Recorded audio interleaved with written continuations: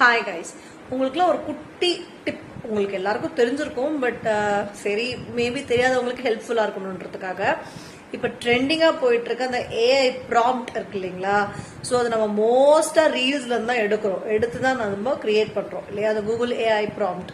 So அதுக்கு எப்படி அந்த இப்போ நம்ம ப்ராம்ப்டை ஒரு கமெண்ட்ல கொடுத்துட்றாங்க, இல்லை டிஸ்கிரிப்ஷன் பாக்ஸில் கொடுத்துட்றாங்க, நீங்கள் இதை எடுத்துக்கங்கன்னு சொல்கிறாங்க. நம்ம அதை காப்பி பேஸ்ட் பண்ண முடியாது. ஸோ அந்த மாதிரி டைமில் என்ன பண்ணலாம், நிறைய ஐடியாஸ் கொடுத்துருப்பாங்க. பட் நான் கண்டுபிடிச்ச ஐடியா நான் சொல்கிறேன். ஸ்க்ரீன்ஷாட் பண்ணிக்கோங்க. அந்த ப்ராம்ப்டை ஸ்க்ரீன்ஷாட் பண்ணிவிட்டு ஒன்றும் வேணாம், வாட்ஸ்அப்பில் அந்த ஏஐ இருக்குல்ல, அதுக்கிட்ட போயிட்டு அந்த ஃபோட்டோவை ஆட் பண்ணிவிட்டு டைப் திஸ் ப்ராம்ப்ட் அப்படின்னு கொடுத்தீங்கன்னா அழகாக அது டைப் பண்ணி கொடுத்துரும். Type this prompt from the image அப்படின்னு கொடுத்தீங்கன்னா டைப் பண்ணி கொடுத்துரும். அதை காப்பி பேஸ்ட் பண்ணி நீங்கள் ஏஐ ஜெமினியில் போட்டுட்டு உங்களுக்கு தேவையான ஃபேவரட்டான அந்த இமேஜஸ்லாம் கிரியேட் பண்ணிக்கோங்க. ஓகே, நன்றி, வணக்கம். தேடலை தேடி.